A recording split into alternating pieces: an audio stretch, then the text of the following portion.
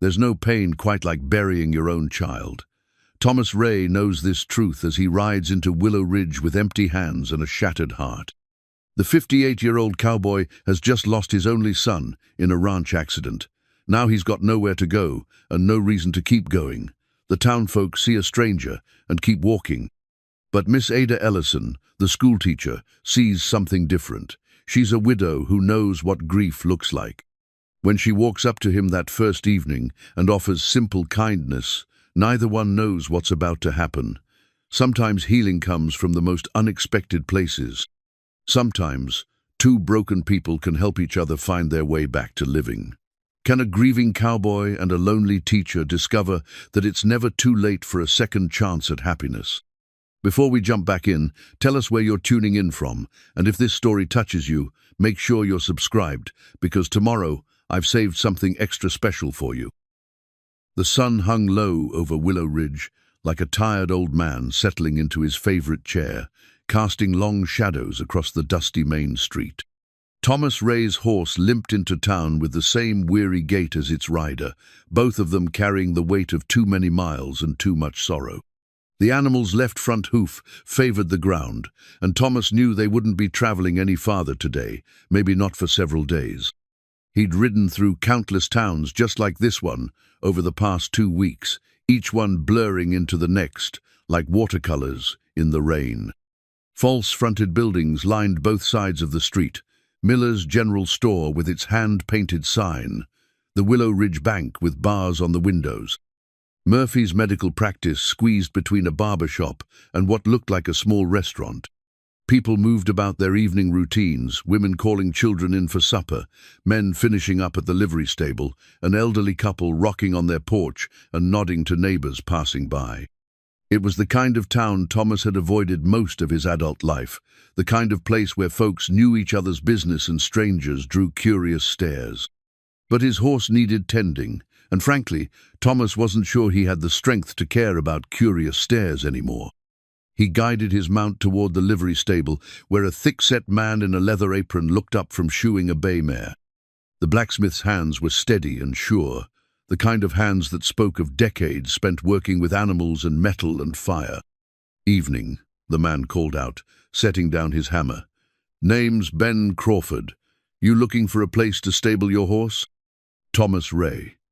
He dismounted slowly, his joints protesting after hours in the saddle. "Horse went lame about 5 miles back, hoping you might take a look."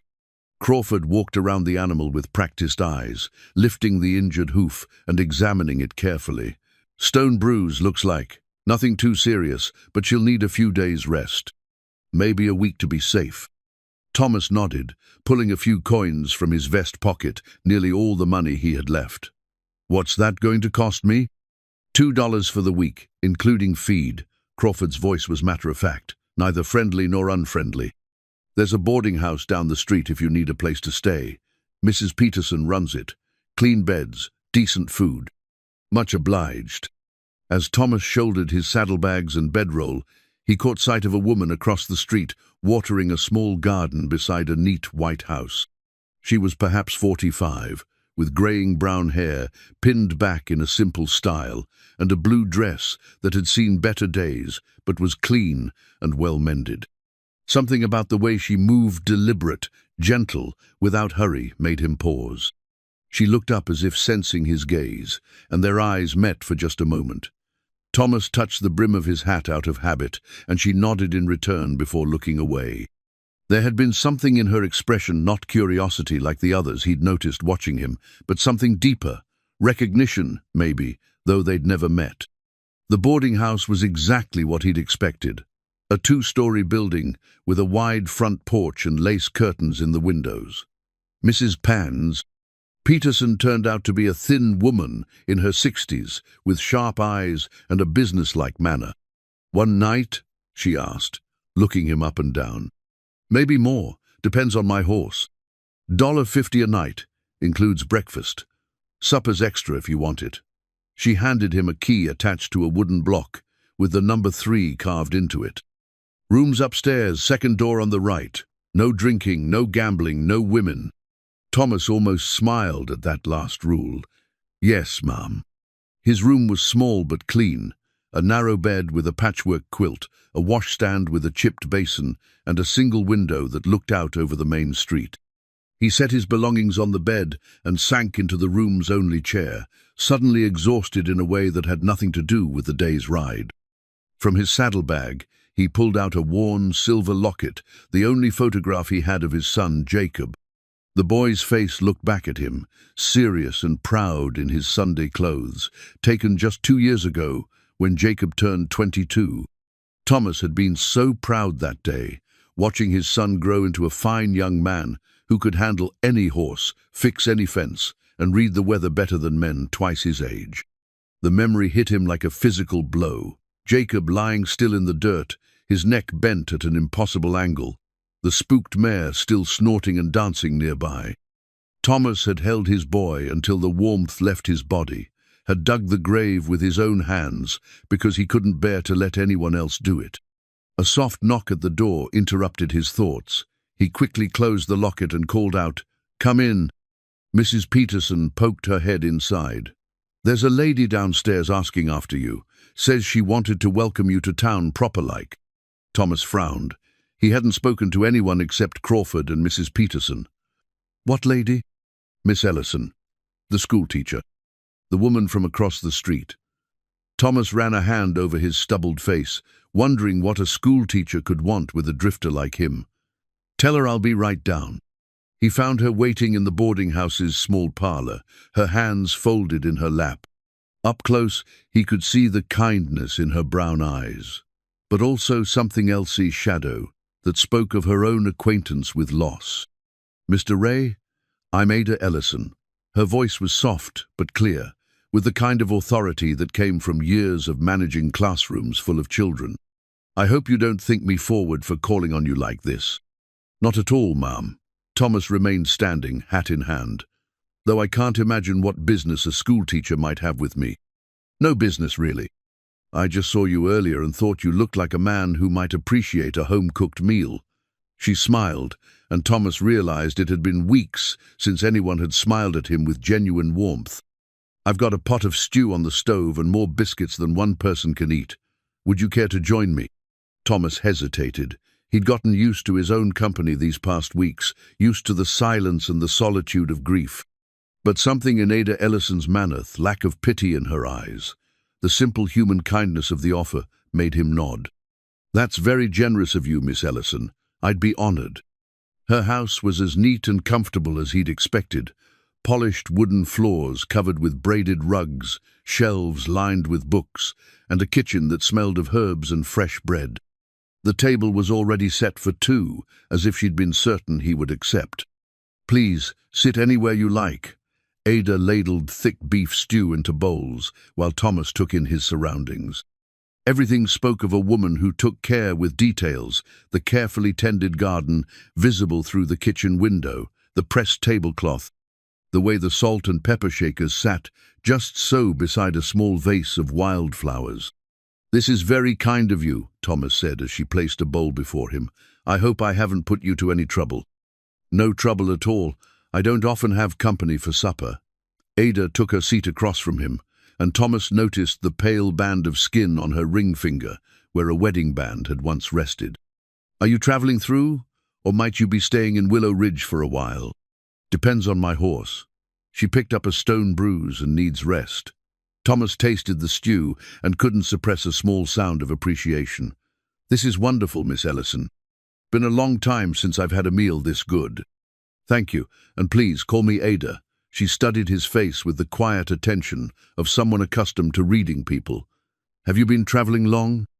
Something in her tone, not prying, but gently interested, made Thomas find himself answering more honestly than he'd intended. "A couple of weeks now." "Since—" He stopped, unable to finish the sentence. Ada nodded as if she understood perfectly. "Grief has its own schedule, doesn't it? Can't be hurried, can't be reasoned with." Thomas looked up sharply, meeting her eyes. "You speak like someone who knows." "My husband passed 3 years ago, come October. Samuel Ellison worked at the bank." Ada's voice remained steady, but Thomas caught the slight tightening around her eyes that spoke of pain carefully managed. Pneumonia took him that first hard winter after we moved here. Fast and cruel, the way these things sometimes are. They ate in comfortable silence for a few minutes, the kind of quiet that didn't need filling with empty words. Outside, the last light was fading from the sky, and Thomas could hear the sounds of a town settling into evening. A dog barking somewhere, children's voices calling good night, the distant sound of someone playing a harmonica. "Did you have children?" Thomas asked, then immediately regretted the question when he saw the brief flash of pain cross Ada's features. "We hope to," she said simply. "It wasn't to be." She straightened her shoulders with the kind of practiced dignity that comes from years of answering that question. "But I have my students, 23 of them this year, ages 6 to 14. They keep me busy enough." Thomas found himself wondering about this woman who had opened her home to a stranger, who spoke of loss without bitterness and found purpose in other people's children. There was a strength in her that wasn't hard or brittle, but deep and enduring like the roots of an old tree. "What about you?" Ada asked gently. "Do you have family?" The question hit him like a physical blow, and Thomas set down his spoon with hands that weren't entirely steady. "Had a son," he managed. "Jacob. He was everything good I ever did in this world." Ada didn't offer empty platitudes or meaningless comfort. She simply reached across the table and briefly touched his hand, her fingers warm and calloused from years of washing chalkboards and tending gardens. "I'm sorry," she said, and the simple words carried more weight than all the elaborate condolences he'd heard from well-meaning strangers. When the meal was finished, Ada walked him to the door.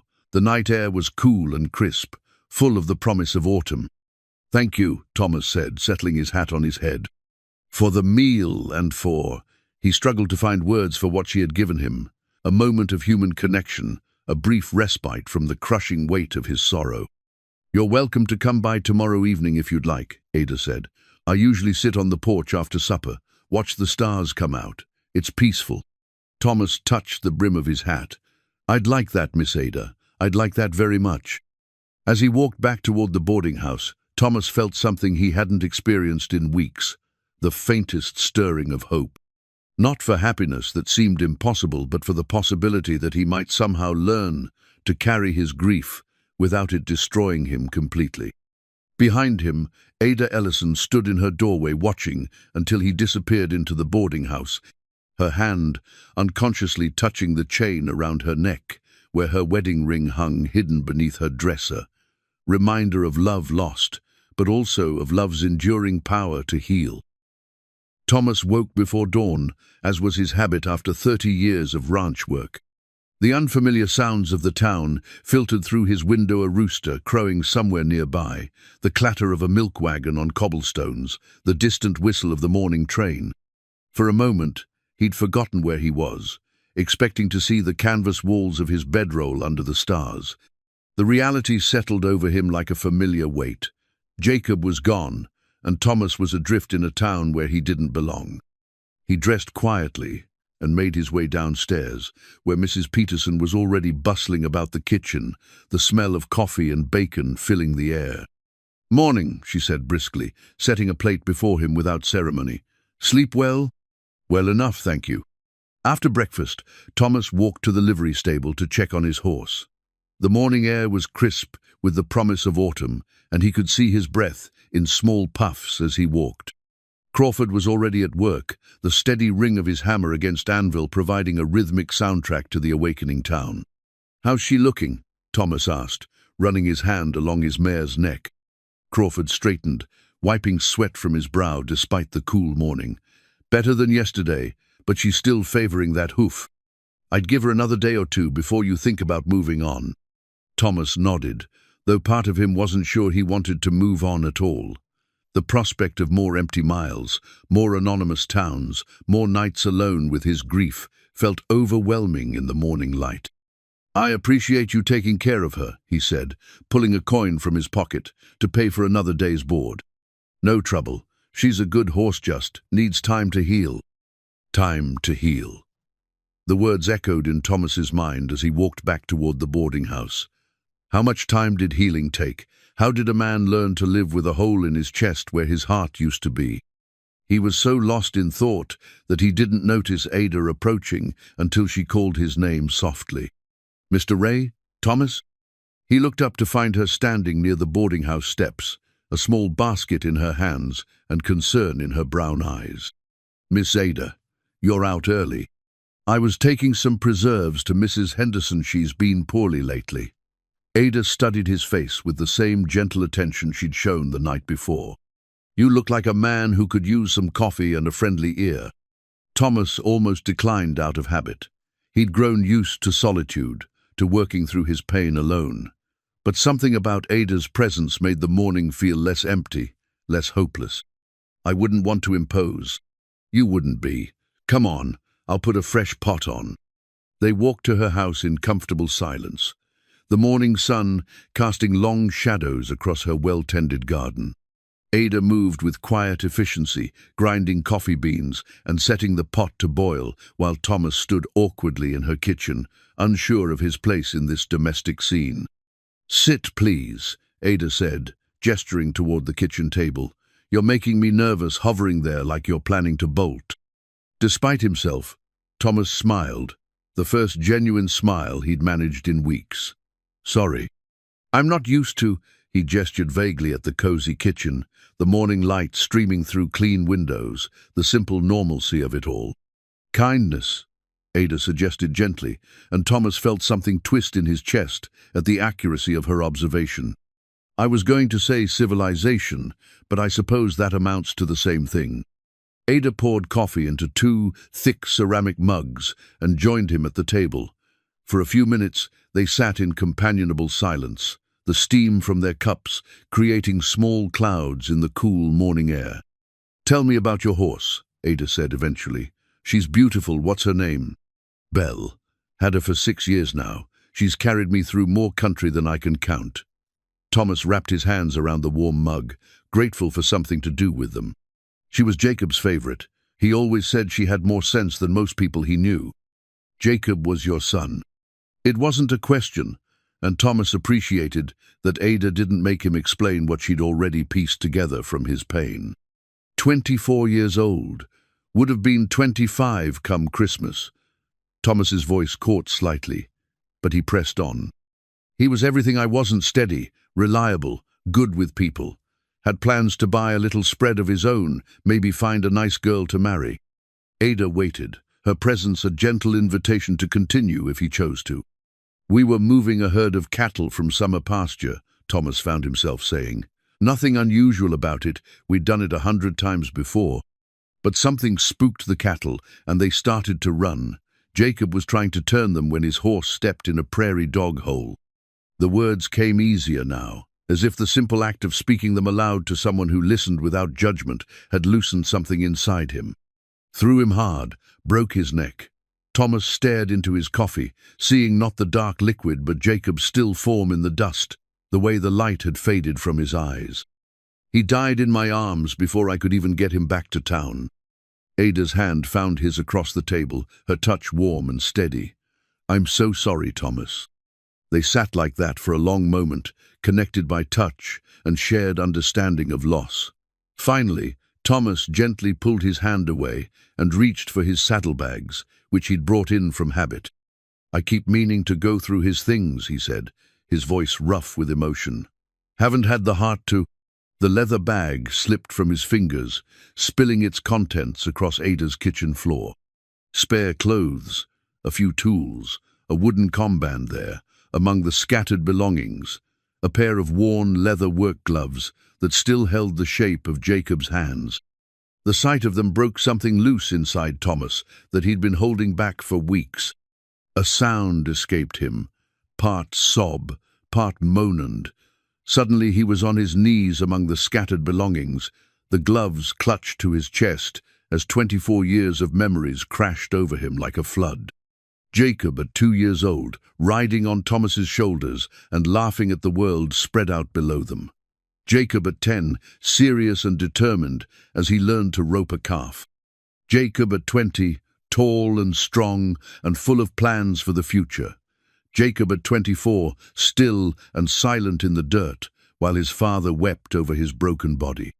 Ada knelt beside him without a word, her arms coming around his shaking shoulders as he finally let himself grieve not just for Jacob's death, but for all the things they'd never do together, all the conversations they'd never have, all the grandchildren Thomas would never know. "I failed him," Thomas choked out against Ada's shoulder. "I was supposed to protect him, supposed to keep him safe, and I failed." "No," Ada said firmly, her voice cutting through his anguish. "No, you didn't fail him. You loved him. You raised him to be a good man. That's not failure, that's the greatest success a father can have." She held him while he cried, this woman who barely knew him but understood his pain in ways that cut straight to the heart of it. She didn't offer empty platitudes or try to minimize his loss. She simply sat with him in his grief, lending her strength when his own had finally given out. When the storm passed, Thomas found himself sitting on Ada's kitchen floor, surrounded by the scattered remnants of his life, with Jacob's gloves still clutched in his hands. He felt empty but also somehow lighter, as if the tears had washed away some of the poison that had been building in his system. "I'm sorry," he said, his voice hoarse. "I didn't mean to."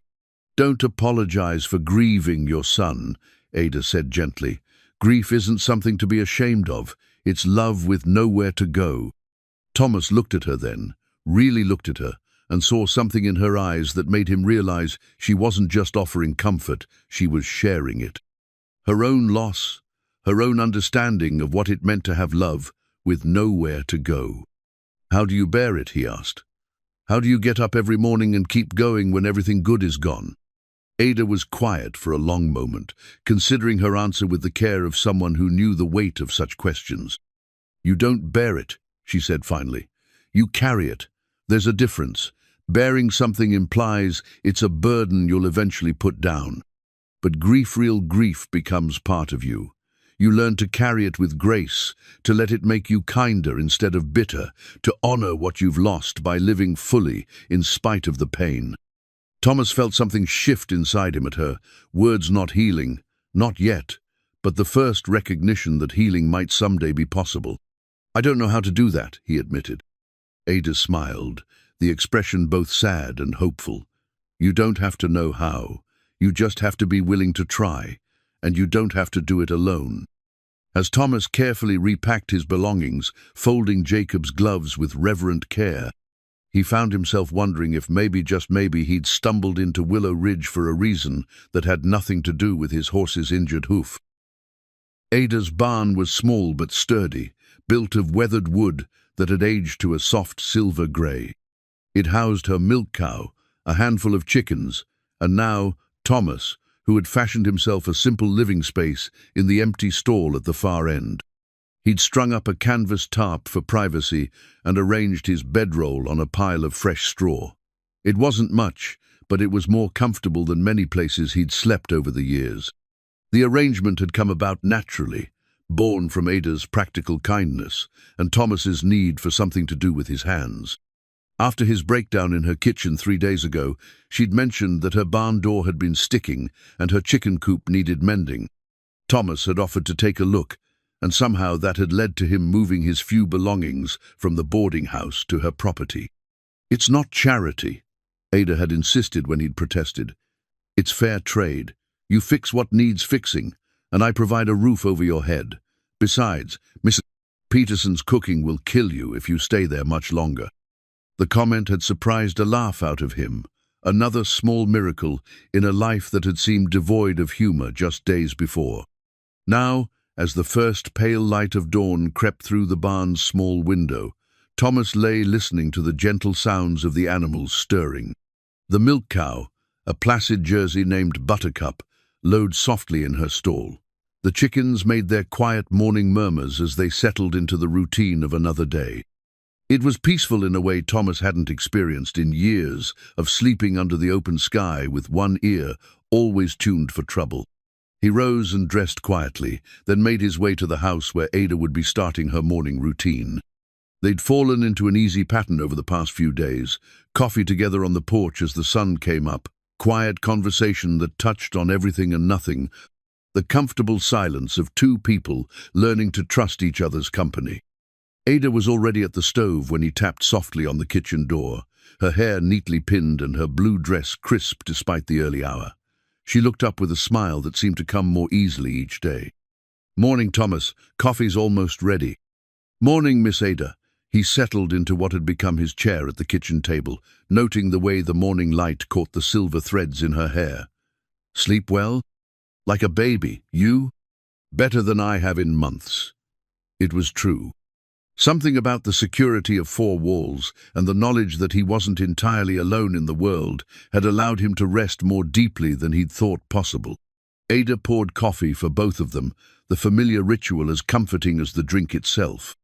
Through the kitchen window, Thomas could see the garden where she'd been working yesterday evening, pulling the last of the summer vegetables before the first hard frost claimed them.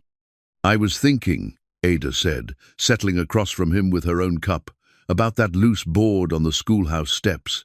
If you're not too busy today, would you mind taking a look at it? I'm afraid one of the children will catch their foot and take a tumble." "Be happy to." Thomas sipped his coffee, savoring the rich flavor and the simple pleasure of sharing the morning with someone who cared whether he lived or died. "Anything else need attention while I'm there?" "The windows on the south side stick something fierce. Hard to get fresh air when the weather's nice." Ada's tone was casual, but Thomas caught the way she glanced at him sideways, as if gauging his reaction to the suggestion. He understood what she was doing, finding reasons to keep him busy, to give him purpose beyond simply existing from one day to the next. Part of him wanted to bristle at the charity of it, but a larger part was grateful for the lifeline she was throwing him. "I'll bring my tools," he said simply. After breakfast, Thomas walked through town toward the schoolhouse, his leather tool roll tucked under his arm. Willow Ridge was coming to life around him, shopkeepers sweeping their front steps, children hurrying to school with lunch pails swinging from their hands, women hanging wash on lines, strung between buildings. He nodded to the people he passed, receiving polite acknowledgements in return. Word had gotten around, as it did in small towns, that the stranger was staying at Miss Ellison's place and helping with repairs. The arrangement raised eyebrows: an unmarried woman and a drifter sharing property. Even with him sleeping in the barn butt, Ada's reputation for propriety seemed to protect them both from the worst of the gossip. The schoolhouse sat at the edge of town, a simple white building with a bell tower and a small yard where children played during recess. Thomas could hear Ada's voice through the open windows as he approached, patient and clear, as she worked through arithmetic problems with her students. He examined the loose step first, noting that several of the supporting boards had worked themselves free over time. It was an easy fix, a matter of resetting the boards and adding a few extra nails to hold them secure.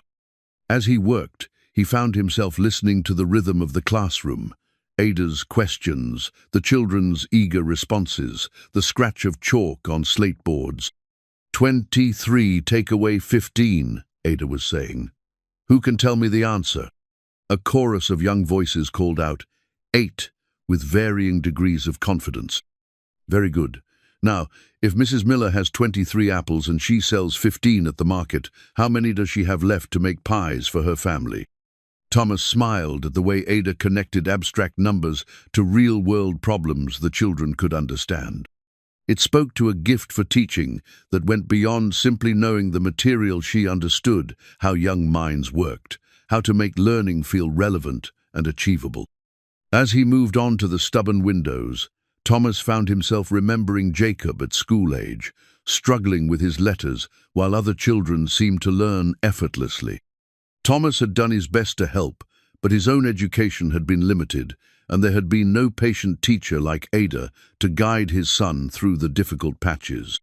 The memory brought the familiar pang of loss, but somehow it felt different, now less sharp, more like an old wound that had finally begun to heal around the edges. From his saddlebags that morning, he'd retrieved something he'd been carrying for weeks without looking at. A small wooden horse he'd carved for Jacob when the boy was 7 years old. Thomas had found it among his son's belongings after the funeral, carefully wrapped in cloth and tucked away like a treasured keepsake. Now, as he worked to free the stuck window sash, Thomas pulled the little horse from his pocket and set it on the windowsill. It was simple work, but skillfully done, the kind of toy a father makes for his child with love and patience during long winter evenings. Jacob had carried it everywhere for months, galloping it across fence posts and hay bales, creating elaborate adventures for his wooden companion. "That's beautiful work." Thomas looked up to find Ada standing in the schoolhouse doorway, having dismissed her students for their noon recess. She approached the window where he was working and picked up the wooden horse with gentle hands. "You made this?" "Long time ago, for Jacob when he was small." Thomas set down his tools and wiped his hands on his pants.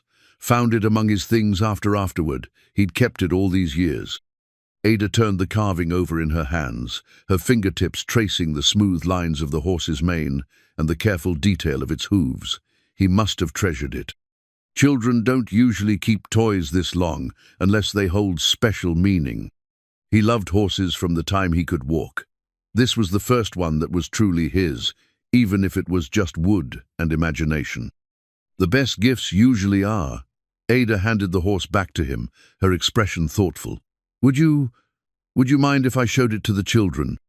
Some of the older boys have been talking about wanting to learn whittling, and this would be a wonderful example of what's possible with patience and skill." Thomas hesitated. The little horse felt too precious, too connected to Jacob's memory, to share with strangers. But something in Ada's tone, the genuine appreciation for the craftsmanship, the understanding of what it meant to him, made him reconsider. "I suppose that would be all right," he said finally. Ada's smile was radiant. "Thank you. It means a great deal sharing something so personal. The children will understand the honor." As Thomas watched her return to the schoolhouse, the wooden horse cradled carefully in her hands, he felt something he'd thought was lost forever. The pleasure of sharing Jacob's memory with someone who would treat it with the reverence it deserved. For the first time since his son's death, Thomas found himself looking forward to tomorrow. The next morning brought the first real chill of autumn, and Thomas could see his breath as he made his way across Ada's yard to check on the chickens. The birds huddled together in their coop, feathers fluffed against the cold, and he made a mental note to reinforce their shelter before the serious cold set in. Winter was coming, and with it questions he wasn't ready to face. How long could he reasonably stay in Ada's barn? What would he do when the weather turned too harsh for outdoor work? Where would he go when spring came and his horse was fully healed? The questions followed him to the schoolhouse, where he'd promised to help Ada prepare for the colder months ahead. She'd mentioned that several of the desks needed repair, and the windows would need to be sealed against drafts. It was work that could keep him busy for weeks, and Thomas found himself grateful for the distraction. Ada met him at the schoolhouse door with a cup of coffee and a concerned expression. "You look troubled this morning." Thomas accepted the coffee gratefully, wrapping his cold hands around the warm ceramic. "Just thinking about winter coming on. Time has a way of passing, whether you're ready for it or not." "It does indeed." Ada's tone was carefully neutral, but Thomas caught the way her gaze lingered on his face. "Is there something specific worrying you?" Before Thomas could answer, she led him toward a small shed behind the schoolhouse that he hadn't noticed before. The door stuck when she tried to open it, and Thomas stepped forward to lend his strength to the effort.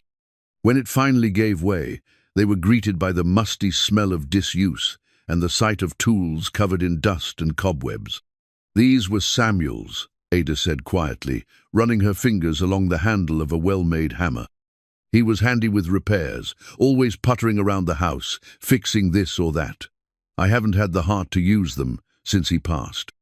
Thomas picked up the hammer, feeling the weight of it in his hand. It was a good tool, well-balanced and cared for, the kind of implement a man could rely on for years of honest work. "He took pride in his tools," Thomas observed. "He took pride in everything he did. Even the smallest repair was an opportunity to do something well." Ada's voice held the warmth of fond memory rather than sharp grief.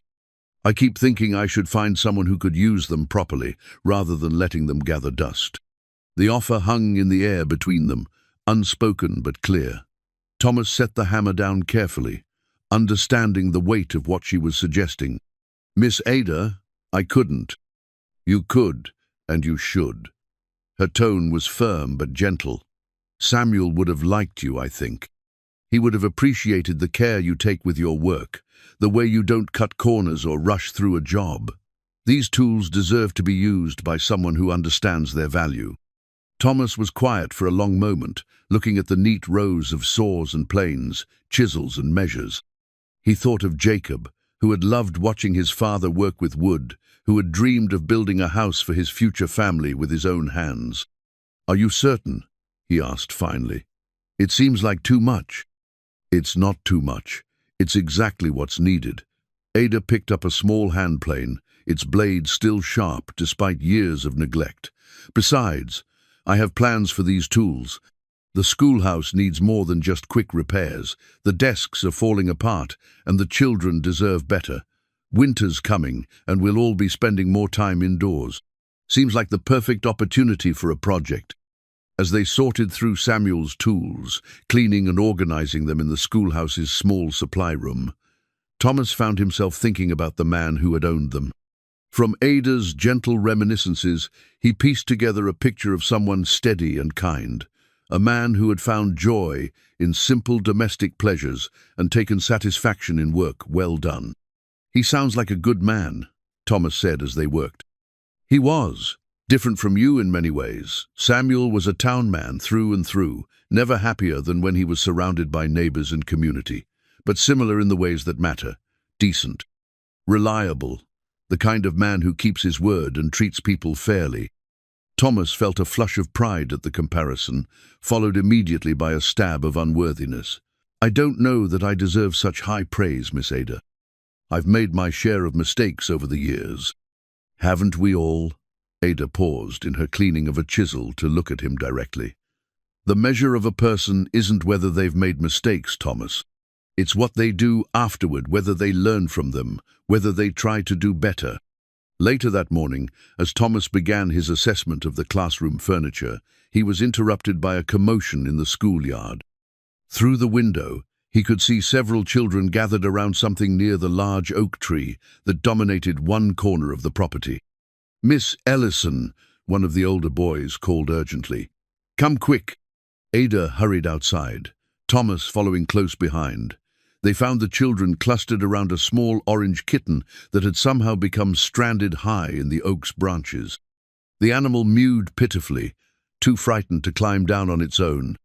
"How on earth did it get up there?" Ada murmured, shading her eyes against the sun as she peered up at the trapped kitten. "Probably chasing a bird," said Mary Catherine, one of the older girls. "My mama's cat does that all the time, then gets scared when she realizes how high she is." Thomas studied the tree, noting the sturdy branches and the reasonable height of the kitten's perch. It had been years since he'd climbed a tree, but he'd spent enough of his youth scrambling up after lost calves and runaway horses to remember the basics. "I can get him down," he said, already shrugging out of his jacket. The children watched with fascination as Thomas began his careful ascent, testing each branch before trusting it with his full weight. The kitten mewed more urgently as he approached, but didn't try to climb higher. "Easy there, little fellow," Thomas murmured as he reached for the frightened animal. "Nobody's going to hurt you." The kitten allowed itself to be scooped up with minimal protest, tucking itself against Thomas's chest as he began the careful climb back down. When he reached the ground, he was greeted with enthusiastic applause from the children and a warm smile from Ada. "My hero," she said lightly, but Thomas caught the genuine appreciation in her eyes. As the children dispersed to return to their lessons, several of them lingered to thank Thomas personally. Their easy acceptance of him, their assumption that, of course, Mr. Thomas would help rescue a kitten, touched something deep in his chest that he'd thought was permanently closed off. "Thank you," Ada said quietly as they walked back toward the schoolhouse. "You didn't have to do that." "Couldn't leave the little thing up there to starve," Thomas replied, though they both knew his motivation went deeper than simple animal welfare. "The children adore you already," Ada observed. "You have a natural way with them." Thomas thought of Jacob at that age, full of curiosity and mischief, always ready with questions about how things worked and why the world was the way it was. Perhaps his patience with Ada's students came from missing those conversations, from recognizing in their eager faces the same hunger for knowledge and understanding that had driven his own son. "They're good kids," he said simply. That evening, as they sat on Ada's porch watching the sun set behind the mountains, Thomas found himself thinking about the day's events. The tools, the kitten, the children's easy acceptance, all of it seemed to be pointing towards something he wasn't quite ready to name. "Miss Ada," he said finally, "what you said earlier about Samuel and me being similar in the ways that matter. Yes? I hope you're right. I hope I'm the kind of man who deserves the kindness you've shown me." Ada was quiet for a moment, her eyes fixed on the last traces of color fading from the western sky. When she spoke, her voice was soft, but certain. "You are, Thomas. You're exactly that kind of man. The fact that you question whether you deserve kindness is proof that you do." The first snow came early that year, dusting Willow Ridge in a fine layer of white that turned the familiar landscape into something magical. Thomas woke in Ada's barn to find everything transformed: the chicken coop topped with a cap of snow, the garden fence posts wearing white mittens, the mountains in the distance gleaming like polished silver. He'd been living on Ada's property for nearly a month now, and the arrangement had settled into something that felt less like charity and more like partnership. He'd become the unofficial handyman for the schoolhouse and several other buildings in town, his reputation for quality work spreading through the community's informal networks.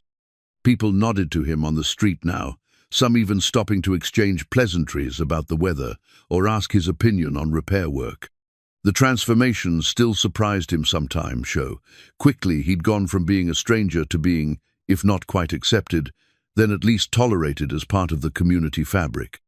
This morning, Ada met him at the kitchen door with coffee and a concerned expression. "The schoolhouse stove is acting up again," she said without preamble.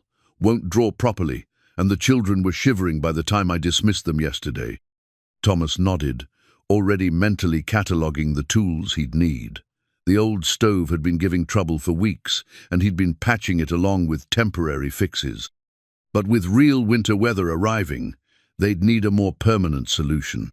"I'll take a look after breakfast," he promised, settling into his usual chair. "Might need to clean out the flue pipe, or there could be a crack in the firebox." As they shared their morning meal, Thomas found himself studying Ada's face in the lamplight.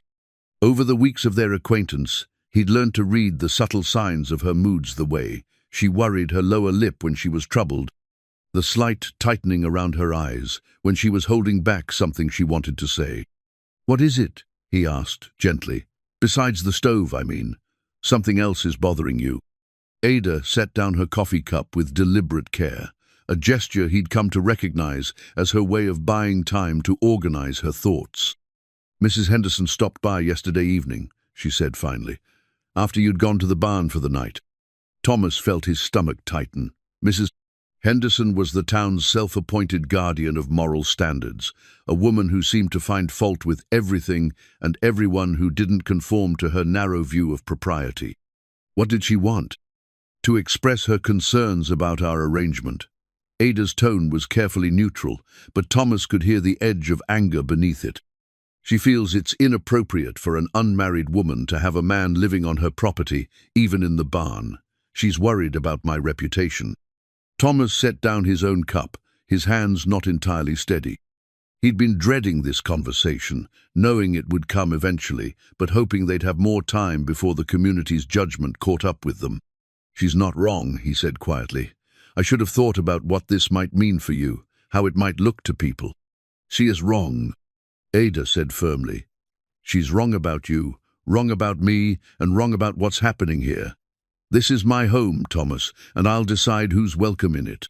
The fierce protectiveness in her voice surprised him, and Thomas found himself looking at her with new eyes.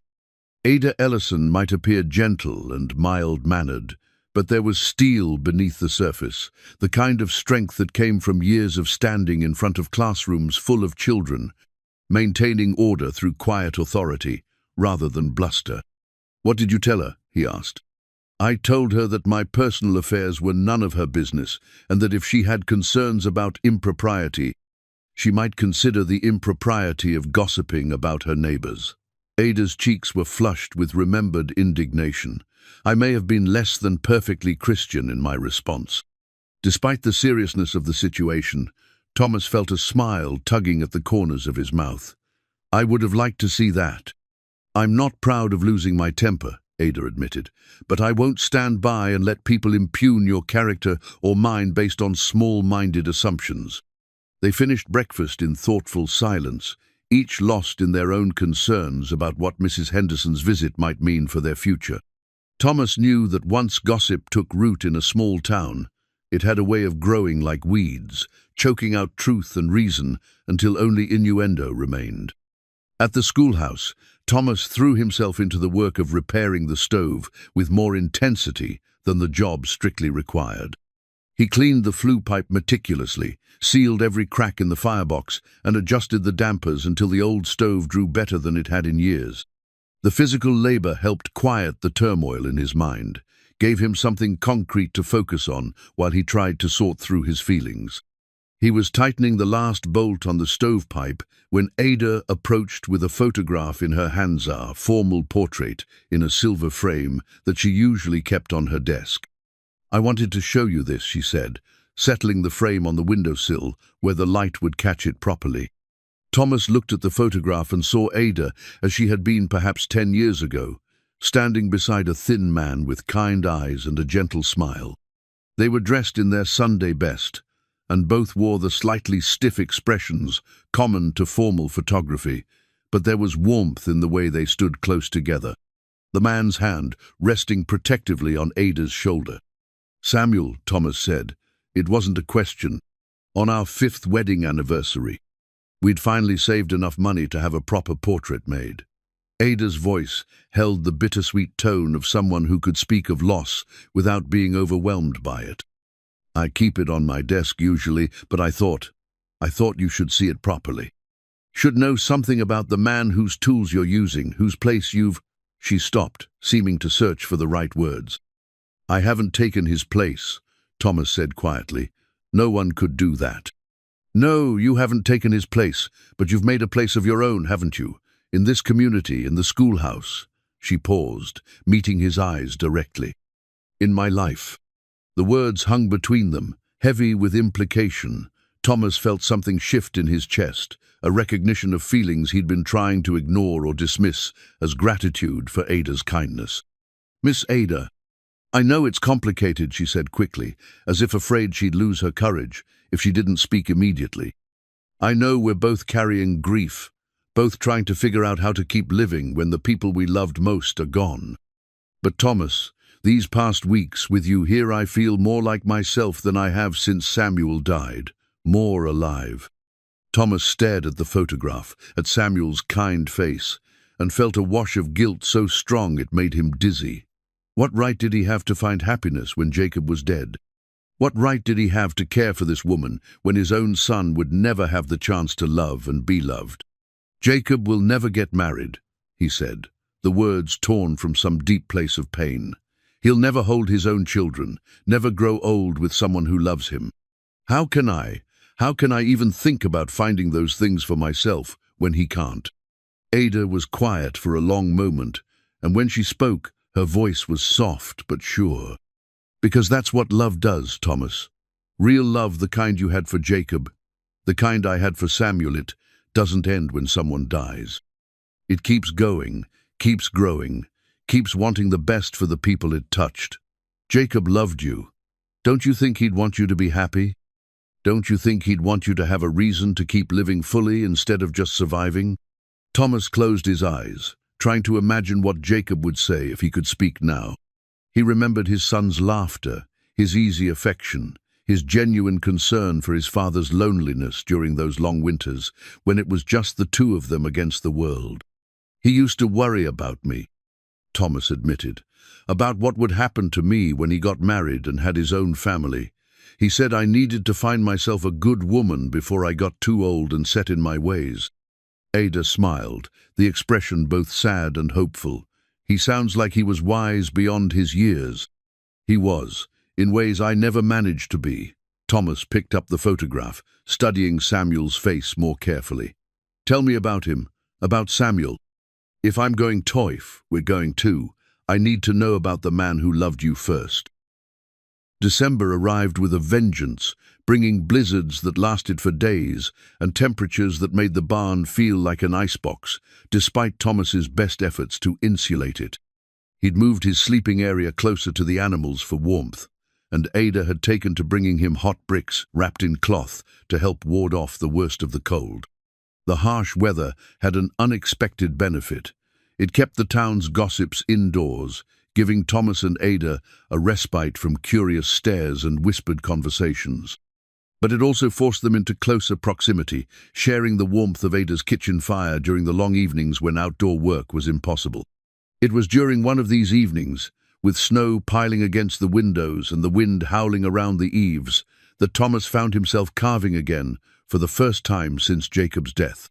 His hands seemed to remember the motions without conscious thought, the careful selection of wood, the patient whittling away of everything that wasn't needed, the slow emergence of something beautiful from something ordinary. "What are you making?" Ada asked from her chair by the fire, where she was mending a stack of children's clothing by lamplight. Thomas paused in his work, considering the small figure taking shape in his hands. "An angel, I think, for your Christmas tree." Ada looked up from her sewing, surprise and something deeper flickering across her features.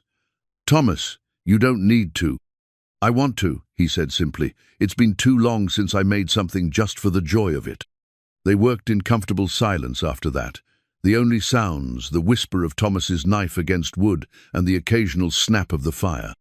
Outside, the storm raged on, but inside Ada's kitchen, there was peace and warmth and the quiet satisfaction of useful work shared between friends. Or perhaps more than friends. Thomas was still reluctant to name what was growing between them, but he could no longer deny its existence. The way Ada's face lit up when he appeared at her door each morning. The way she saved the best pieces of pie for him, and how she always seemed to have an extra cup of coffee ready just when he needed it most. The way she listened when he talked about Jacob, not with pity but with genuine interest in understanding the boy who had meant everything to his father. And on his side the way, his chest tightened when she smiled, the protective instinct that flared whenever he heard criticism of her in town. The growing certainty that he wanted to spend his remaining years making sure Ada Ellison never felt lonely or unsafe again. "Tell me about Christmas when you were a boy," Ada said suddenly, breaking into his thoughts. Thomas considered the question, his knife moving automatically as he shaped the angel's wings. "We didn't have much in the way of celebrating. Jacob's mother died when he was born, and after that it was just the two of us moving from ranch to ranch. Christmas was mostly just another day, except I'd try to find him something speciale, new book maybe, or carve him a toy if I had time. The wooden horse. Among others, yes, I made him a whistle one year, and a set of toy soldiers another time." Thomas smiled at the memory. He'd lined those soldiers up for hours, planning elaborate battles and adventures, had names for each one of them, complete histories of their imaginary lives. Ada set aside her mending and moved to the window, peering out at the swirling snow. "Samuel and I used to talk about Christmas with children. What traditions we'd start, how we'd make the holiday magical for them. We bought a few ornaments over the years, planning for the family we hope to have. Where are they now? The ornaments? Packed away in the attic. I couldn't bear to use them alone, but I couldn't bear to get rid of them either." Ada turned back to him, her expression thoughtful. "Perhaps this year. Perhaps it's time to bring them down again." The next morning dawned clear and bitterly cold, the storm having blown itself out during the night. Thomas helped Ada retrieve her Christmas decorations from the attic, climbing the narrow ladder while she directed him toward the proper boxes. What they found was a treasure trove of carefully preserved ornaments, delicate glass balls in jewel tones, paper angels with hand-painted faces, strings of cranberries and popcorn that had somehow survived the years without crumbling. "Samuel made these," Ada said, lifting out a set of wooden stars painted in bright colors. "He wasn't much of an artist, but he tried so hard to make them beautiful." Thomas examined the stars, noting the careful workmanship despite their creator's modest artistic skills. He loved you very much. He did, and I loved him. Ada's voice was steady, free of the desperate grief that had marked her earlier mentions of her husband. I always will. But love isn't a finite resource, is it? Loving you doesn't diminish what I felt for Samuel, any more than loving Jacob made you incapable of caring for others. The casual way she spoke of loving him made Thomas's hands still on the ornament he was holding. They'd been dancing around the subject for weeks, but hearing her say the words aloud made everything suddenly, terrifyingly real. Ada, I know it frightens you, she said gently. It frightens me too. I never expected to feel this way again. Never thought my heart had room for another love after Samuel. But here we are. They decorated the tree together that afternoon, hanging Samuel's painted stars alongside the angel Thomas had carved. The little figure wasn't perfect, the face was slightly asymmetrical, and one wing was marginally larger than the other, but it was unmistakably crafted with love and care. She's beautiful, Ada said as Thomas positioned the angel at the top of the tree. What will you call her? Thomas considered the question, thinking of the hope the small carving represented his first creative act since Jacob's death. His first gesture toward a future that might hold joy as well as sorrow. Hope, he said finally. Her name is Hope. That evening, as they sat by the fire admiring their handiwork, Ada reached for Thomas's hand. Her fingers were warm and calloused from years of work, and they fit perfectly between his own. The children are planning a Christmas pageant, she said. Nothing elaborate, just songs and recitations, maybe a short play about the nativity. Would you consider helping? We could use someone to build a simple stage, and the children would love to have you there. Thomas squeezed her hand gently, marveling at how natural the gesture felt. I'd be honored to help. Good, because I've already told them you would. Ada's smile was impish, reminding him that beneath her proper schoolteacher demeanor lay a woman with her own brand of mischief. Presumptuous of you, Miss Ada? Perhaps. But I know you, Thomas Ray. I know you won't disappoint those children any more than you'd disappoint me. Later that night, as Thomas settled into his bedroll in the barn, he found himself thinking about Ada's words. She knew him perhaps better than he knew himself these days. She saw past the grief and guilt that had defined him since Jacob's death, saw the man he'd been before tragedy struck, and the man he might become again with time and patience and love. For the first time in months, Thomas allowed himself to imagine a future that extended beyond simple survival. A future where he woke each morning to Ada's smile, where he had a role in the community beyond that of helpful stranger, where he might find purpose and meaning in building something lasting instead of just drifting from place to place. It was a dangerous kind of hope, the kind that made a man vulnerable to loss all over again. But as he listened to the wind whistling around the barn walls and felt the small warmth of possibility growing in his chest, Thomas found he was willing to take that risk. Some things, he was beginning to understand, were worth the chance of heartbreak. The letter arrived on a bitter February morning when the snow lay 3 feet deep and the world seemed locked in winter's grip. Thomas was splitting wood behind Ada's house when he heard the jingle of harness and the crunch of wheels on packed snow. He looked up to see Sheriff Ben Crawford climbing down from his wagon, his face grim beneath his wide-brimmed hat. Thomas set down his axe, a familiar knot of anxiety forming in his stomach. In his experience, visits from lawmen rarely brought good news, and Crawford's expression suggested this would be no exception. "Morning, Sheriff," Thomas called out, keeping his voice level despite the unease crawling up his spine. "Thomas, is Miss Ellison about? I need to speak with both of you." "She's in the schoolhouse. What's this about?" Crawford pulled a folded telegram from his coat pocket, the yellow paper stark against his gloved fingers. "Better we all discuss it together. This concerns you directly, and Miss Ada deserves to hear it firsthand." They found Ada dismissing her students for their noon recess, her patient voice carrying across the schoolyard as she reminded them to bundle up against the cold. She looked up with a smile as Thomas and Crawford approached, but the expression faded when she saw the sheriff's serious demeanor. "Gentlemen, is everything all right?" Crawford removed his hat, running his fingers through his graying hair. "Miss Ada, I'm afraid I have some troubling news that concerns Thomas here. Perhaps we could speak privately." Ada glanced between the two men, reading the tension in their faces. "Of course. Come inside where it's warm."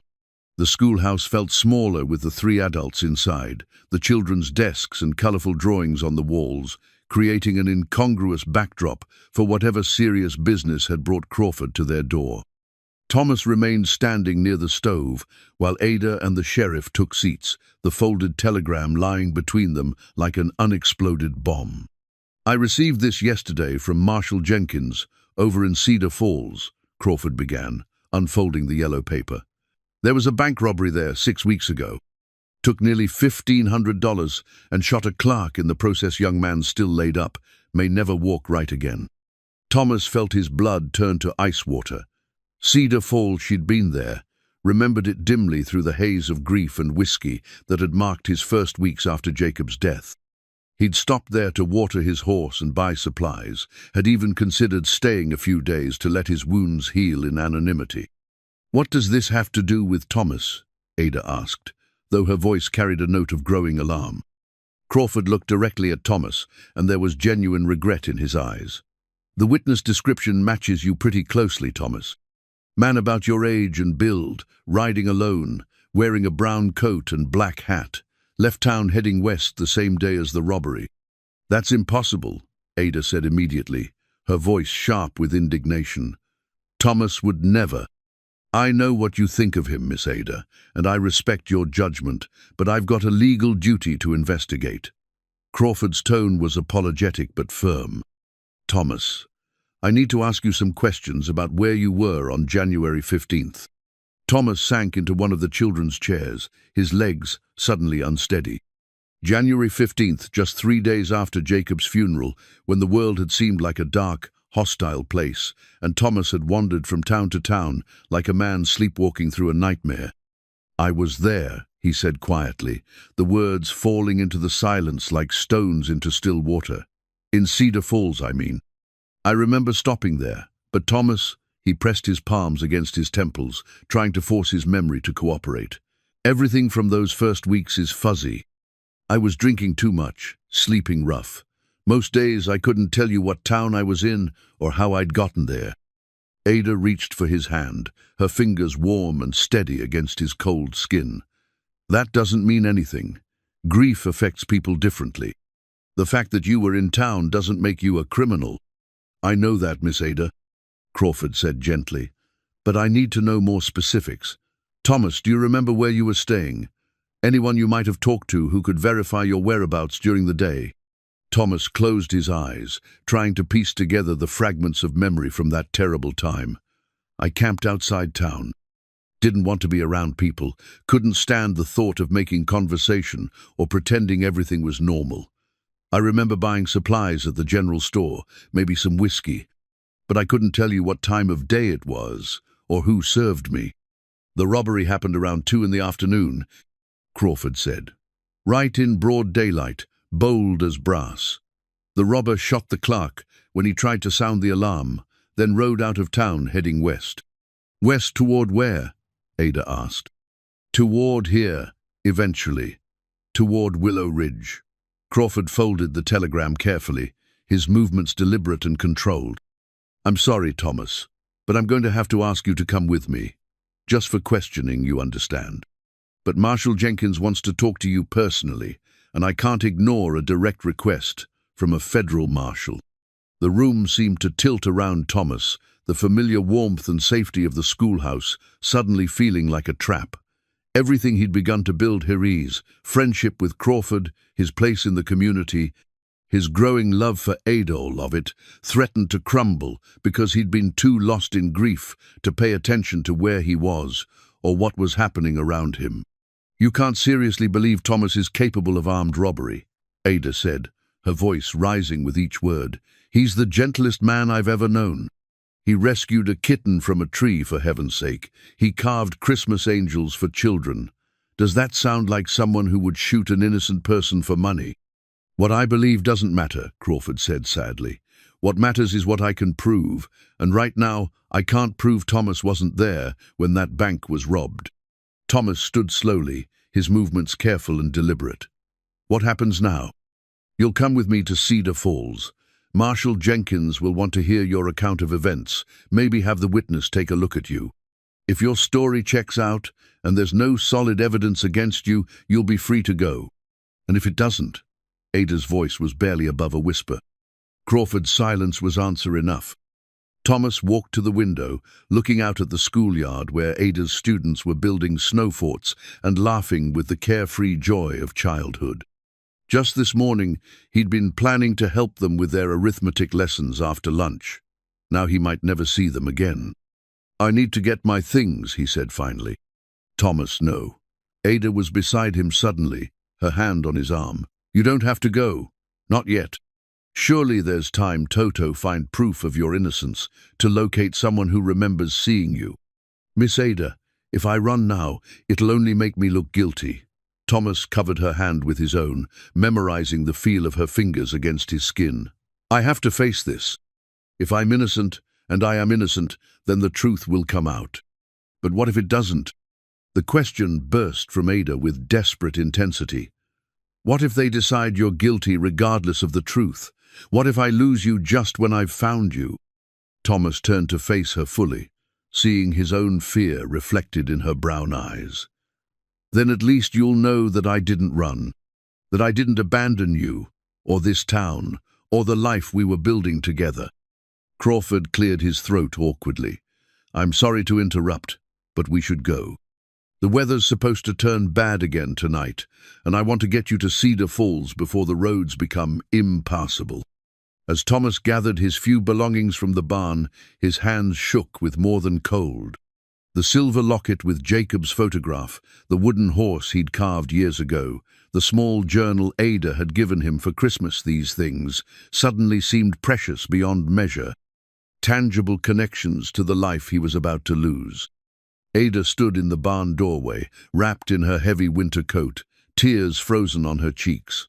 "I'll write to you," she said, "every day if they'll let me, and I'll find a way to prove your innocence, Thomas. I promise you that."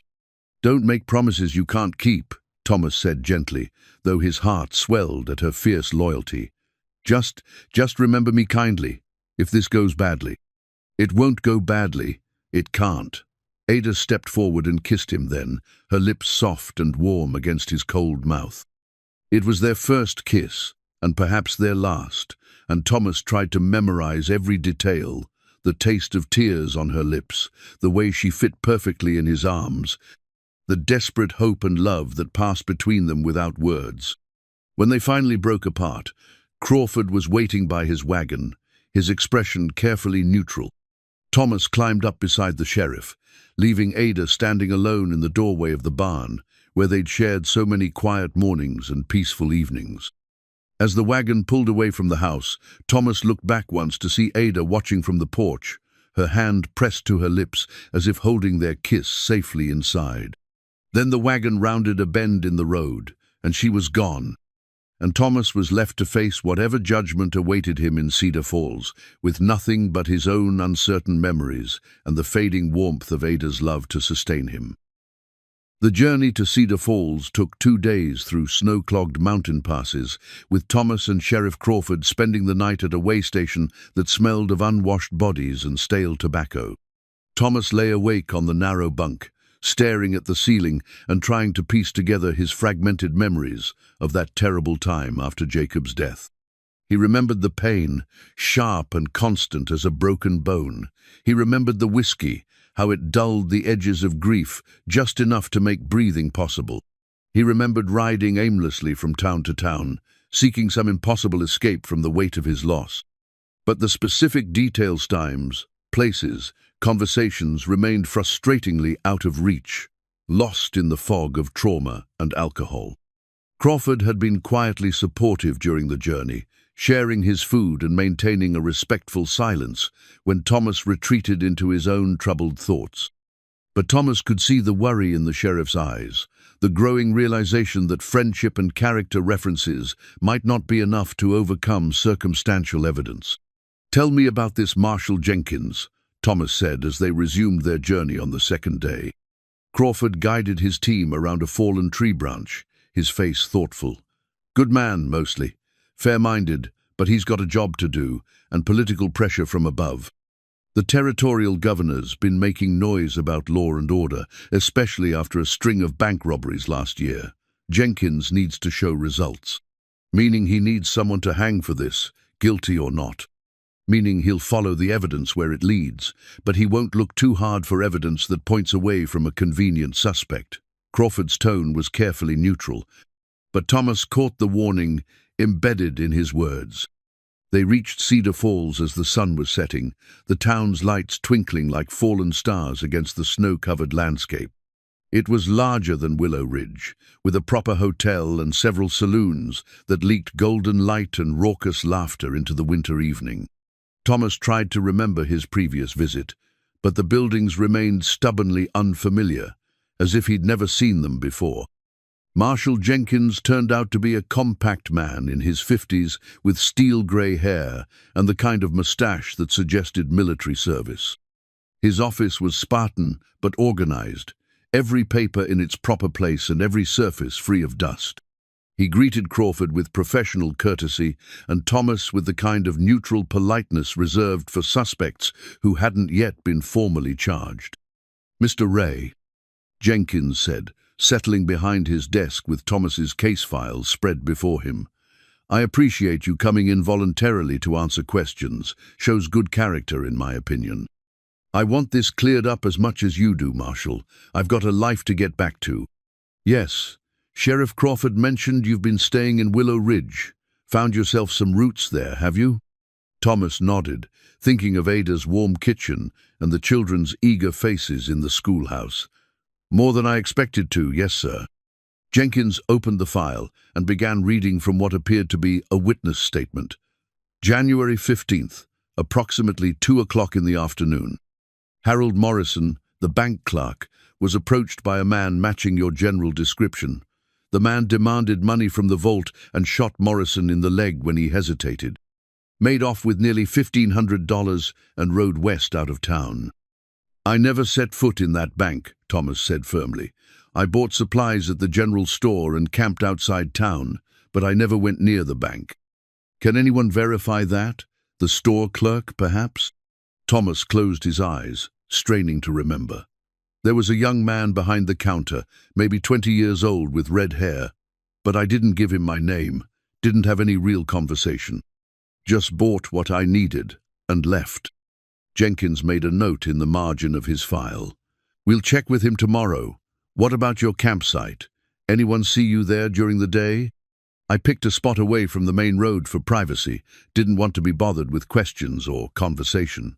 Thomas realized how damaging his own words sounded, but he was committed to honesty. "I was grieving, Marshal. My son had just died, and I wasn't fit company for anyone." "Yes," Sheriff Crawford explained about your loss. "I'm sorry for your trouble." Jenkins' tone softened slightly, but his eyes remained professionally skeptical. "The thing is, Mr. Ray, grief can make a man do things he wouldn't normally consider. Desperate acts, impulsive decisions. If you needed money for your son's burial, or if you were drinking and not thinking clearly." "I didn't rob that bank." Thomas's voice carried the quiet conviction of absolute truth. "I may not remember every detail of those days, but I remember who I am. I've never stolen so much as a penny in my life, and I've never raised a hand in anger against an innocent person." Jenkins studied him for a long moment, then turned to a fresh page in his notes. "Tell me about your background, Mr. Ray, where you've worked, who can vouch for your character." For the next hour, Thomas recounted his history, the ranches where he'd worked, the men who'd employed him, the simple life he'd built with Jacob, moving from job to job across the territory. Jenkins took careful notes, occasionally asking for clarification or additional details. "You've lived an honest life," the marshal concluded when Thomas finished. "That much is clear, but honest men sometimes do dishonest things when they're pushed to their limits." "Not this honest man," Thomas said quietly. Jenkins closed the file and leaned back in his chair. "Tomorrow, we'll have the witness take a look at you, see if he can make a positive identification. We'll also check your story about the general store and see if anyone else remembers seeing you in town that day." Until then, you'll be staying in our jail. Nothing personal, you understand. Just standard procedure. The cell was clean but spare, containing little more than a narrow cot and a wash basin. Thomas sat on the edge of the bunk, his hands clasped between his knees, and tried to make peace with the possibility that he might never see Ada again. The thought was almost unbearable, worse, in some ways, than losing Jacob, because Jacob's death had been an accident of fate, while this felt like a cruel joke played by an indifferent universe. He pulled out the small journal Ada had given him for Christmas, its leather cover worn smooth by his fingers over the past weeks. He'd been recording his thoughts and memories in it, trying to make sense of his grief and his growing feelings for Ada. Now it might serve as his final testament, a record of the man he'd tried to be during his brief time in Willow Ridge. Thomas began to write, his hand moving steadily across the page. If anyone reads this, and I'm not here to explain myself, know that I never robbed that bank in Cedar Falls. I may have been lost in grief, may have made poor decisions in those dark days after Jacob died, but I never took money that wasn't mine or hurt an innocent person. The man they're looking for is someone else, someone who happened to resemble me and be in the same place at the same time. I want Ada Ellison to know that the weeks I spent in Willow Ridge were the happiest of my adult life. She gave me hope when I thought there was none left, showed me that love could bloom again even in soil watered with tears. If I never see her again, I'll carry the memory of her kindness and courage with me wherever I go. To the children in her classroom who accepted a broken-down cowboy without question and made him feel useful again, you reminded me why the world is worth fighting for. Keep learning, keep growing, keep believing in the possibility of good. And to Sheriff Crawford, who treated me with respect and dignity even when duty required him to arrest me, thank you for showing me that honor still exists in this world. Thomas paused in his writing, listening to the sounds of the town, settling into evening voices from the saloons, the clip-clop of horses on cobblestone, the distant whistle of a train. Somewhere out there was the real bank robber, probably spending the stolen money without a care for the innocent man whose life he'd destroyed. Somewhere closer was Ada, perhaps standing at her window and wondering if she'd ever see him again. He returned to the journal, determined to record everything he could remember about that crucial day in January. If his memory was too damaged by grief and alcohol to provide a clear alibi, perhaps the written record would reveal some detail that could save him a person he'd spoken to, a transaction he'd forgotten, anything that could place him somewhere other than the Cedar Falls Bank at 2 o'clock on January 15th. I arrived in Cedar Falls on the morning of January 14th, he wrote, camped by the creek about a mile west of town. I remember the water was partially frozen, and I had to break ice to water my horse. The next morning, January 15th, I rode into town early, maybe around 8 or 9 o'clock. The sun was well up, and people were going about their morning business. Thomas closed his eyes, willing himself to remember more. The general store was busy. There was a woman buying fabric, and an older man complaining about the price of flour. The clerk was young, maybe 20, with red hair and freckles. I bought coffee, hardtack, and a bottle of whiskey, paid with coins from my vest pocket. After that, I rode back to my camp and spent the day alone. I was drinking, trying to numb the pain of losing Jacob. I may have slept for part of the afternoon, I don't remember clearly. When evening came, I broke camp and rode west, wanting to put more distance between myself and civilization. I never went to the bank. I never spoke to Harold Morrison. I never shot anyone. I am innocent of this crime, whatever the witness might believe he saw. Thomas set down his pen and stared at the words he'd written. They were true, every one of them, but truth and proof were not the same thing.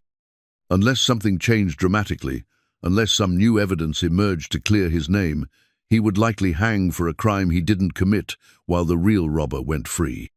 The irony was bitter. He'd spent weeks learning to live again, learning to hope and love and plan for the future, only to have it all snatched away by a case of mistaken identity.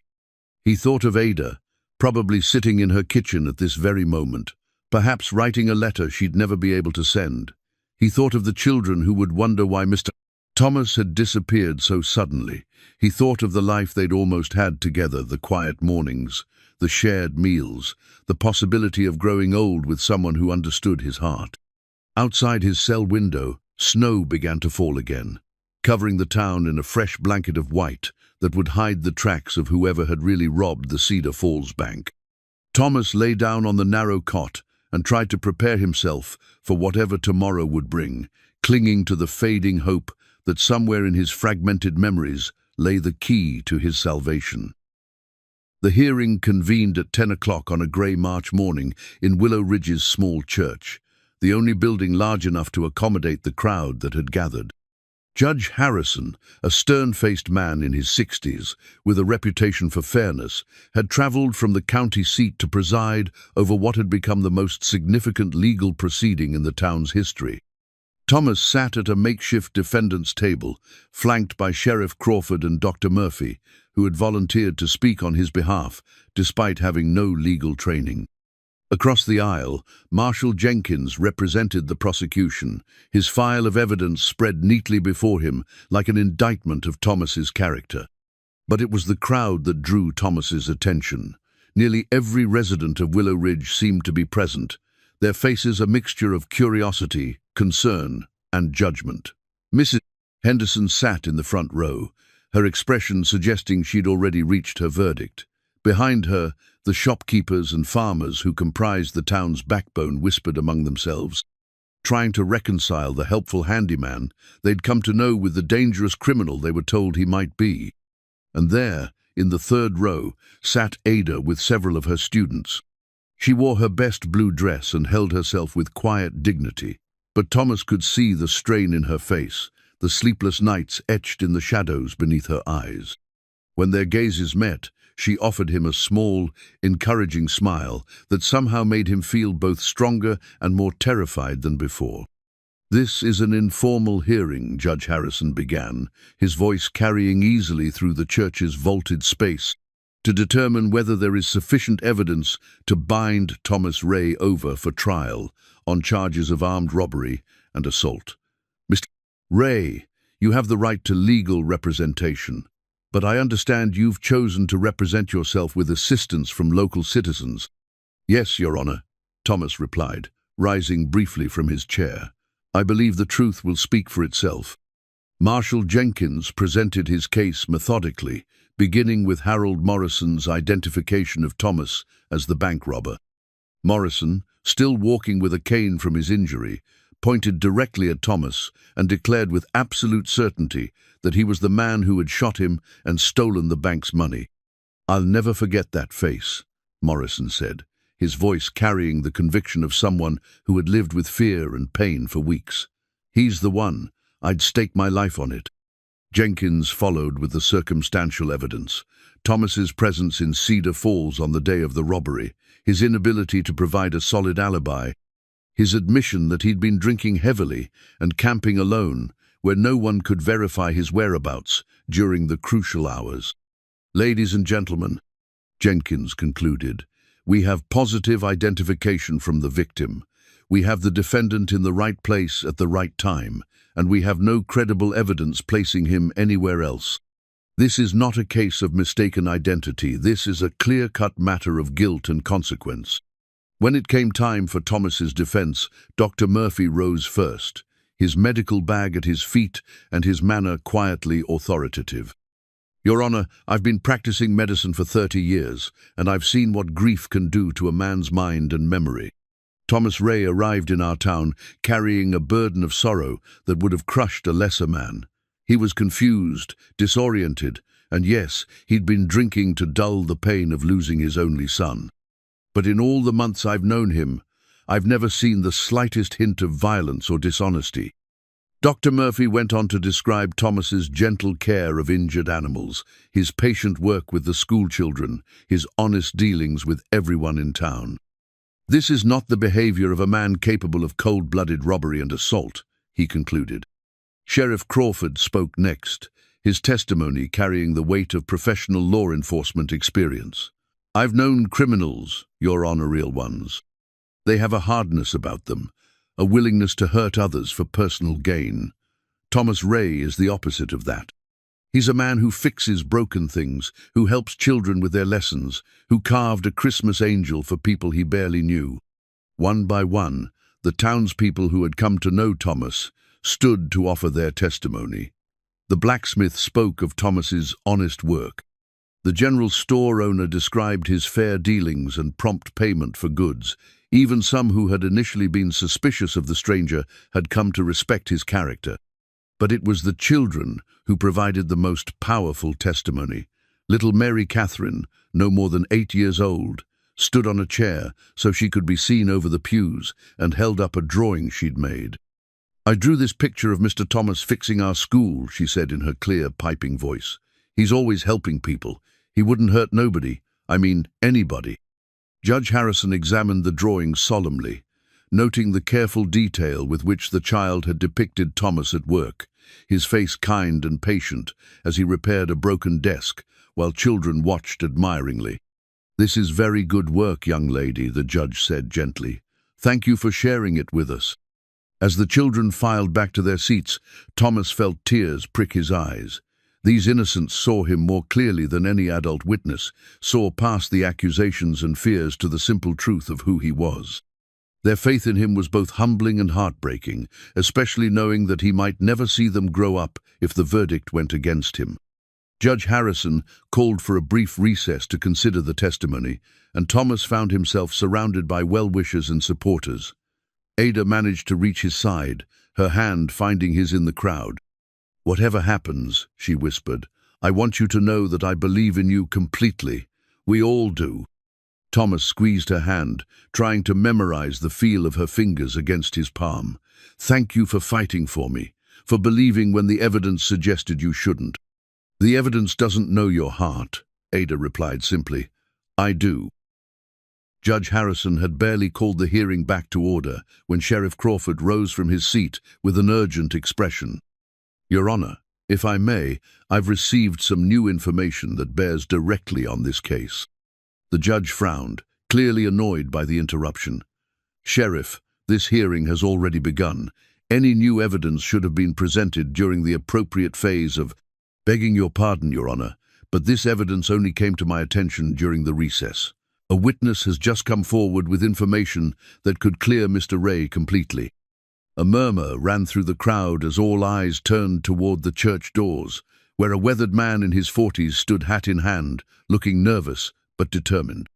Thomas didn't recognize him, but something about the man's bearing suggested he was a rancher or farmer, someone accustomed to hard work and honest dealing. "State your name for the record," Judge Harrison said, gesturing for the man to approach. "William Cartwright, Your Honor. I run a small spread about 10 miles east of Cedar Falls." Cartwright's voice carried the flat twang of someone who'd spent his life outdoors. "I was there that day, January 15th, and I saw what really happened." Marshal Jenkins shot to his feet. "Your Honor, this is highly irregular. We've had no opportunity to examine this witness or verify his claims." "Sit down, Marshal," Harrison said curtly. "I'll decide what's regular in my courtroom. Mr. Cartwright, please continue."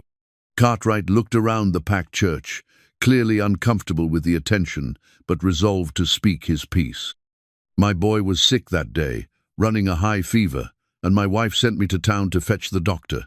I was riding hard, worried about the child, when I saw a man come running out of the bank." The silence in the church was complete now, every person hanging on Cartwright's words. "This man, he jumped on his horse and took off west, riding like the devil himself was chasing him. But here's the thing." Cartwright turned to look directly at Thomas. "It wasn't him. The man I saw was younger, maybe 30 years old, and he had a scar running down the left side of his face from his eye to his jaw.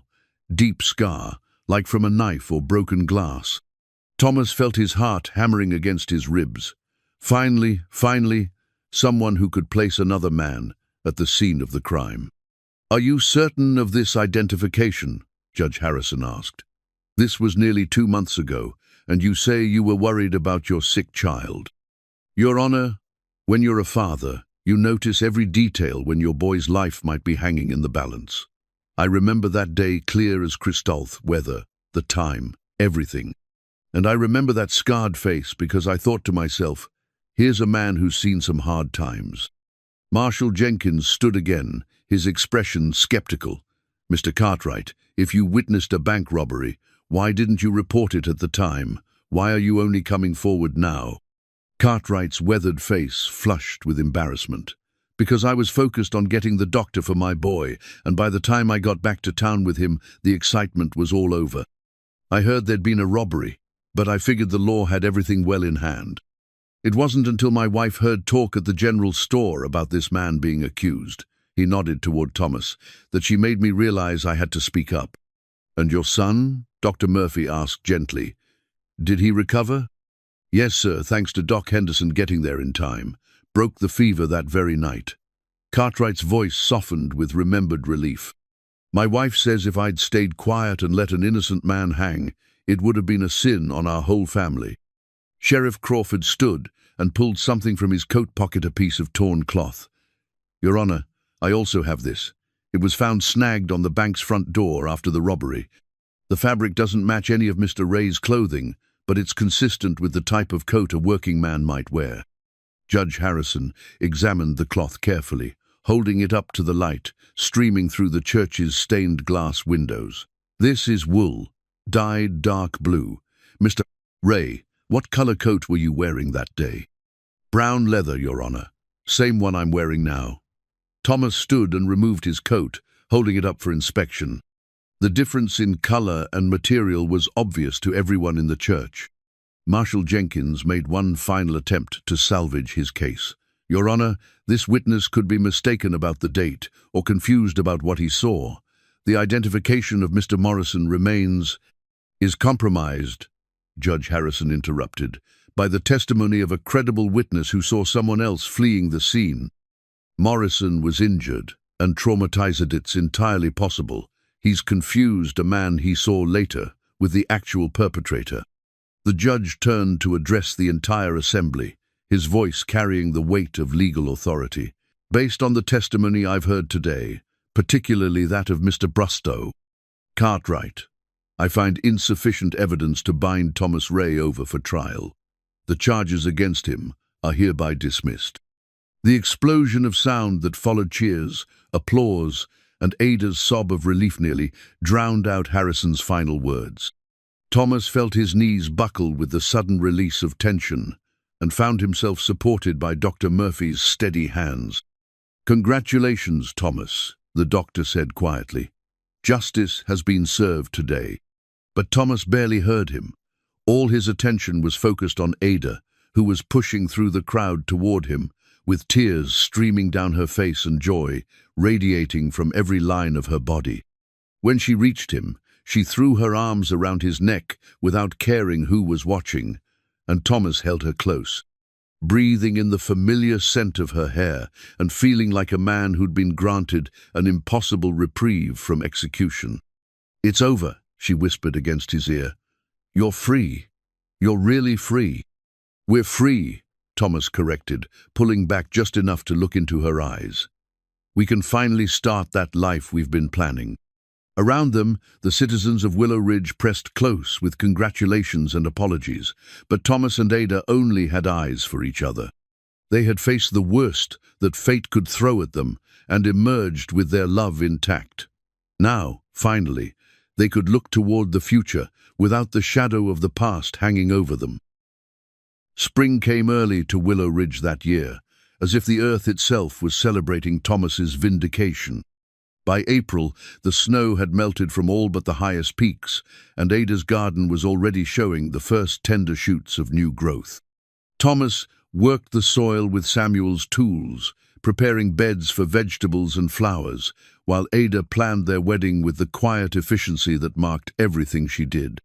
The proposal had been simple and private, just the two of them sitting on Ada's porch on a warm evening in late March.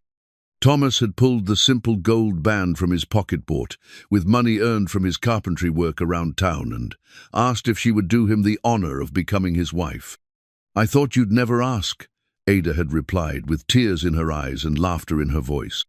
They'd set the date for the first Saturday in June, wanting to give the town time to prepare and the weather time to cooperate. Dr. Murphy would perform the ceremony, having been ordained years ago before he took up medicine, and Sheriff Crawford had offered to give Ada away in lieu of the father she'd lost years before. But first, Thomas had something important to do. On a bright morning in early May, he saddled Belle and rode out to the small cemetery on the hill overlooking town.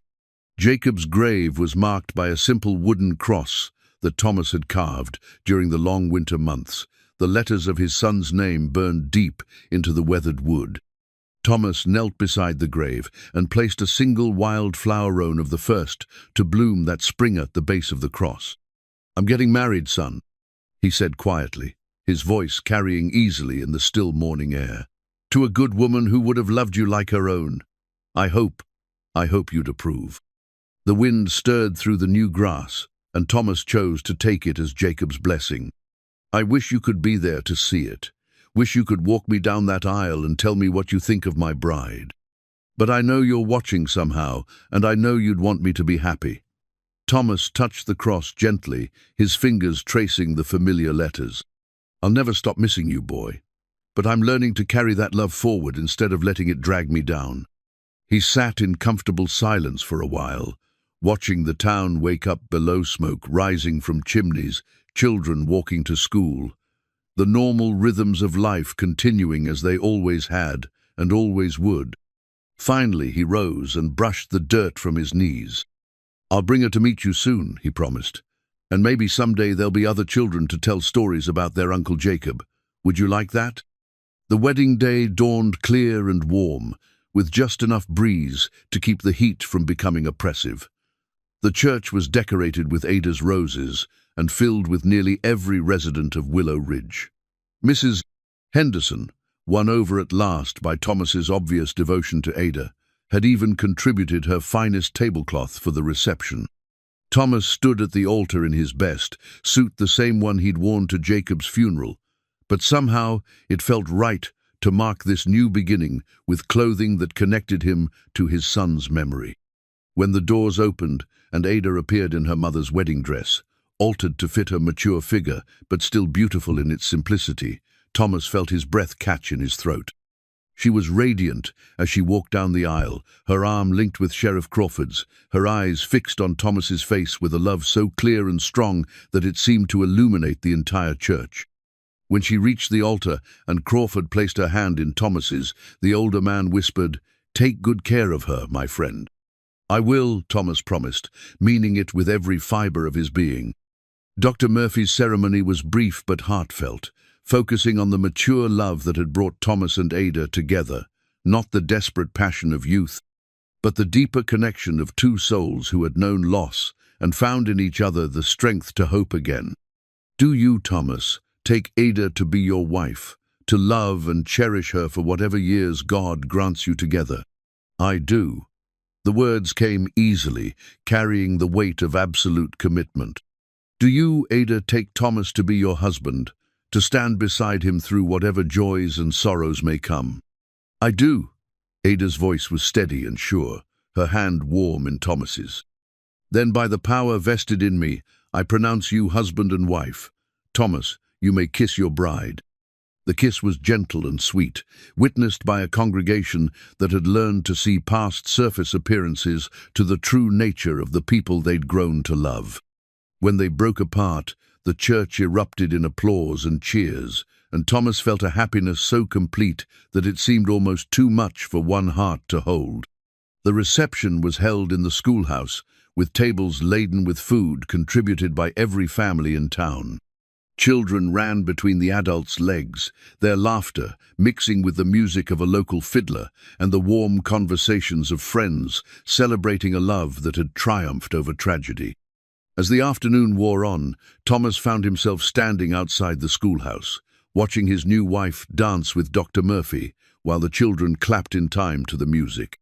The scene was so perfect, so filled with joy and community and hope, that he had to pause to absorb it fully. "Second thoughts?" Sheriff Crawford asked, joining him in the doorway. "Just the opposite," Thomas replied. "I'm thinking about how strange life issue, the worst thing that ever happened to me, led to the best thing that ever happened to me. That's the way it works sometimes. Pain and joy all mixed up together until you can't tell where one ends and the other begins. As evening approached and the celebration began to wind down, Thomas and Ada walked home together as husband and wife. The setting sun painted the sky in shades of gold and pink, and the air was sweet with the scent of Ada's roses. "Any regrets?" Thomas asked as they settled onto their porch now officially. "Only that it took us so long to find each other," Ada replied, leaning against his shoulder with a contentment that seemed to radiate from her very bones. They sat in comfortable silence, watching the first stars appear in the darkening sky. Tomorrow they would begin their married life in earnest. Thomas would continue his carpentry work, while Ada taught her students, and together they would build something lasting and beautiful from the ashes of their separate griefs. But tonight, it was enough simply to be together, two hearts that had found their way home at last.